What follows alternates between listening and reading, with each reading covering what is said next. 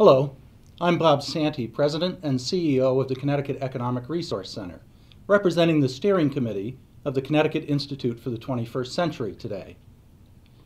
For more than 15 years, the Institute has been providing business leaders and policymakers with a series of studies on critical issues facing Connecticut, with the single purpose of helping to improve Connecticut's economic competitiveness.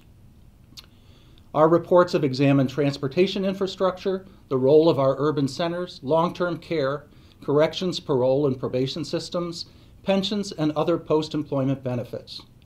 Given the fiscal crisis that currently challenges our state, our focus is on those policies that will positively impact the state's ability to attract and retain businesses and grow our economy. Our singular emphasis on competitiveness carries through to this latest report. In fact, no previous report is so consistent with one of the key components of the Institute's mission, to achieve economies of scale in the delivery of public services. Efficient and effective delivery of public services is a factor when businesses make decisions about where they want to invest.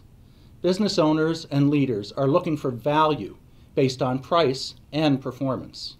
They are looking for a business environment that is stable, and for public leaders who are reliable and consistent. Connecticut's public spending is outstripping our economic growth.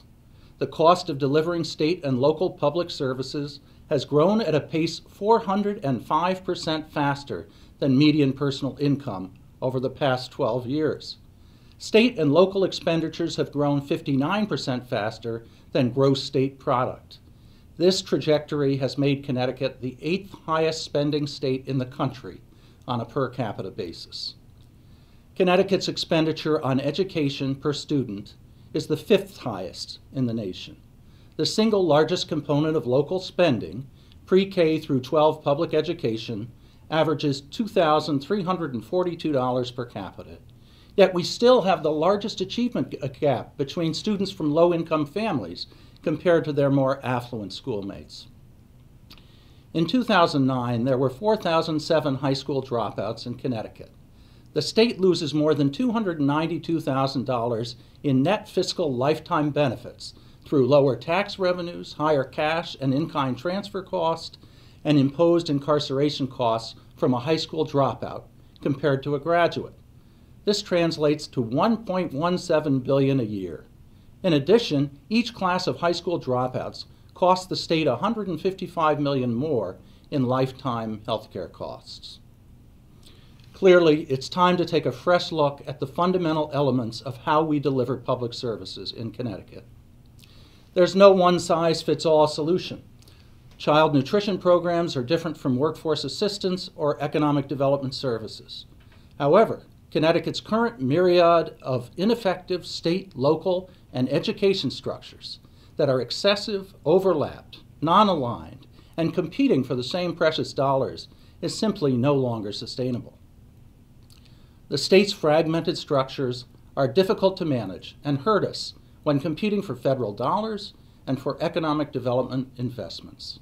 The state must begin to align programs to make sure that state investments reinforce each other. And we must develop measurement and accountability objectives and transparent information on public spending for policymakers and citizens alike. The Institute is tackling this issue by looking at elements of spending that account for a significant percentage of the state's budget, where shifts in approaches to service delivery can make a real difference. We're advocating for changes in how local governments and education systems should operate, not because efficiency is an end in itself, but because these efficiencies, consolidations, and realignments will free up scarce resources to meet our state's pressing priorities, save taxpayers money, improve service to our residents, and better align government and education with the modern economy in which we live. One of our recommendations is the adoption of a shared services strategy that will support state and local governments and pre-K through 12 education. To that end, the state needs to enhance the incentives for local governments and pre-K through 12 systems to cooperate. We're recommending a reinvention of Connecticut's entire pre-K through 12 education system in the context of the world realities our children will be facing. The state should rationalize the myriad of organizations that are supporting local governments and pre-K through 12 education, eliminating, consolidating, and possibly creating new regional structures. We also need to break down state agency silos. Systemic changes require strong efforts to achieve the consensus necessary to see them through to implementation. And changes of this magnitude require a dialogue with all stakeholders.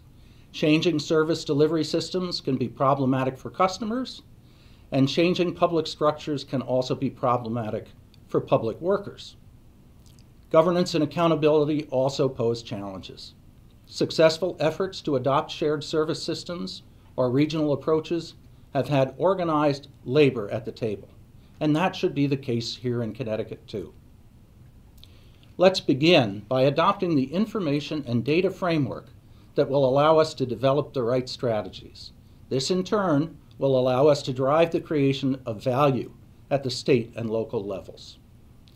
By reviewing major budgetary program areas in Connecticut, quantifying savings, and identifying opportunities, the Institute fulfills its mission to support policymakers, businesses, and all Connecticut residents by assisting in the state's economic growth and vitality.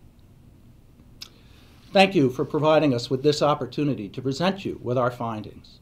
For further information, go to ct21.org and follow us on Twitter at CT21 Institute. Thanks very much.